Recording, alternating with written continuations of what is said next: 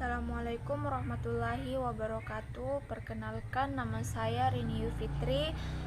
Saya berasal dari Wotu dan tinggal di Wotu. Saya kuliah di kampus Tikes Batara Guru yang berada di Luwu Timur, yang lebih tepatnya berada di Kecamatan Wotu. Saya alumni dari SMA 2 Negeri Luwu Timur yang berada dekat dengan kampus Tikes Batara Guru yang berada di Wotu. Di sini saya mengambil prodi D3 Kebidanan di Tikes Batara Guru. Di sini saya akan membawakan motivasi belajar. Motivasi belajar itu adalah keseluruhan daya penggerak dalam diri siswa yang menimbulkan kegiatan belajar yang menjamin kelangsungan dari kegiatan belajar dan memberikan arah pada kegiatan belajar sehingga tujuan dikehendaki oleh subjek belajar itu dapat tercapai. Di sini ada prestasi siswa yang akan lebih baik siswa memiliki dorongan motivasi dari orang tua berhasil. Di sini mungkin akan gagal berprestasi karena adanya kurang motivasi dari orang tua, teman-teman, ataupun lingkungan sekitarnya, seperti masyarakat sosial. Fungsi motivasi di sini ada 3 menurut Nasution. Menurut Nasution, yang pertama, motivasi memiliki 3 fungsi yang memiliki proses belajar mengajar yang diharapkan, sehingga motivasi siswa dalam belajar perlu dibangun. Oleh karena itu, Nasution memberikan 3 motivasi, yaitu fungsi, yaitu yang pertama, mendorong manusia untuk berbuat baik sebagai penggerak motor yang melepas energi. Contohnya seperti ketika kita benda yang tidak pernah dipergunakan untuk belajar. Dan ketika kita memiliki minat belajar yang tinggi, maka kita akan seperti melepas kebodohan kita atau kurang paham kita tentang materi tersebut. Yang kedua ialah menentukan arah perbuatan, yakni ke arah tujuan yang hendak dicapai. Yang ketiga ialah menyeleksi perbuatan yang harus dikerjakan yang serasi guna mencapai tujuan, dengan menyisihkan perbuatan yang tidak bermanfaat untuk tujuan tersebut.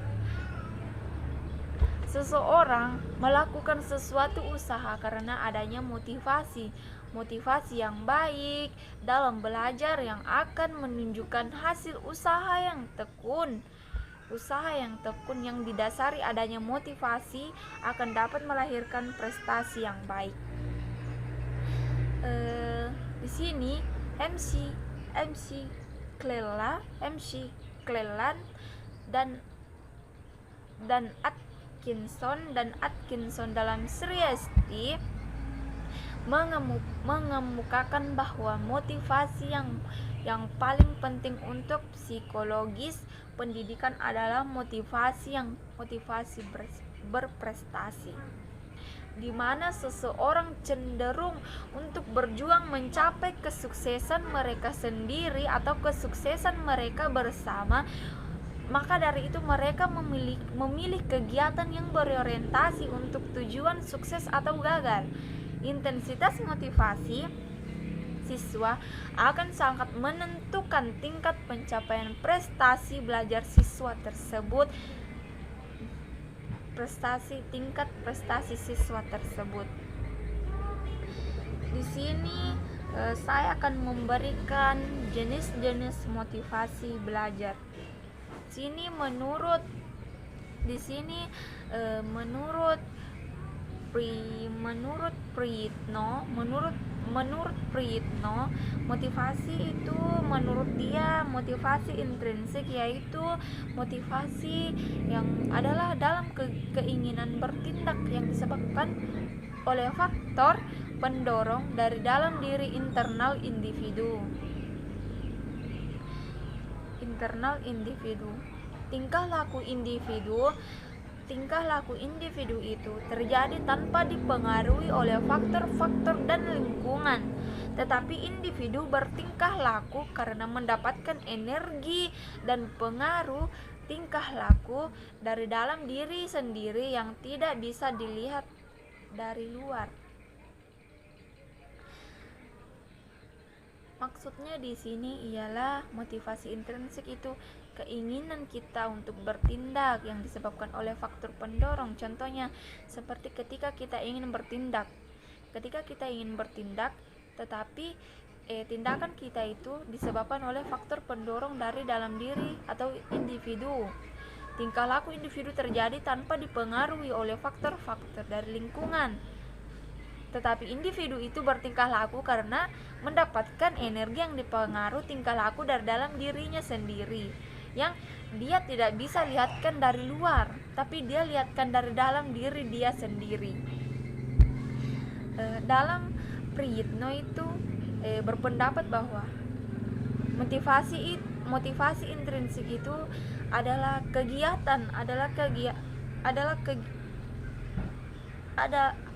keinginan bertindak yang disebabkan oleh faktor pendorong dari dalam diri siswa. Dari definisi ini kita dapat menyimpulkan bahwa motivasi intrinsik itu adalah dorongan dari dalam diri sendiri atau dari dalam diri individu, di mana dorongan tersebut menggerakkan individu atau subjek untuk memenuhi kebutuhan tanpa perlu dorongan dari orang lain, yaitu dengan maksudnya ialah untuk memenuhi kebutuhan sendiri tanpa perlu dorongan dari orang luar atau dari luar, yaitu kita berusaha sendiri bagaimana kita bisa memenuhi kebutuhan kita, baik kebutuhan pendidikan, ilmu, kesehatan, dan lain-lain. Di situ kebutuhannya itu tanpa perlu dorongan orang lain, tetapi memerlukan bantuan orang lain. Di sini maksudnya memerlukan bantuan orang lain itu kita itu sebagai individu kita tidak bisa hidup sendiri, berdiri sendiri. Pasti kita akan berdiri bersama-sama, yaitu dengan masyarakat sosial, bantuan masyarakat sosial, teman-teman lingkungan dan lain-lainnya. Di sini ada lagi bagian B-nya, yaitu motivasi ekstrinsik. Motivasi ekstrinsik yaitu menurut Bapak Sardiman memberikan definisi motivasi ekstrinsik sebagai motif-motif yang menjadi aktif dan berfungsi karena adanya perangsang dari luar. Motivasi ekstrinsik ini dapat dikatakan lebih karena berpengaruh dari luar dan relatif berubah-ubah.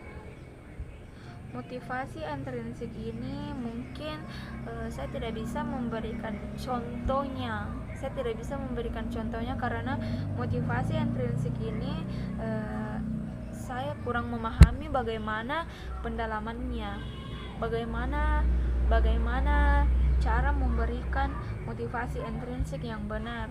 Di sini motivasi intrinsik ini saya kurang memahami bagaimana cara agar kita itu bagaimana dikatakan berpengaruh di luar, relatif berubah-ubah.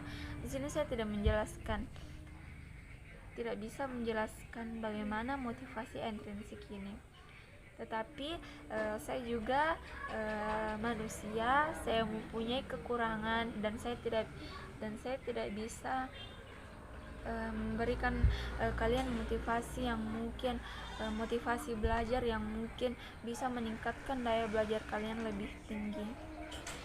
Motivasi intrinsik di sini juga itu bisa dikatakan sebagai bentuk motivasi yang di dalamnya aktivitas belajar dimulai dan diteruskan berdasarkan dorongannya dari luar yang tidak secara mutlak berkaitan dengan aktivitas belajar.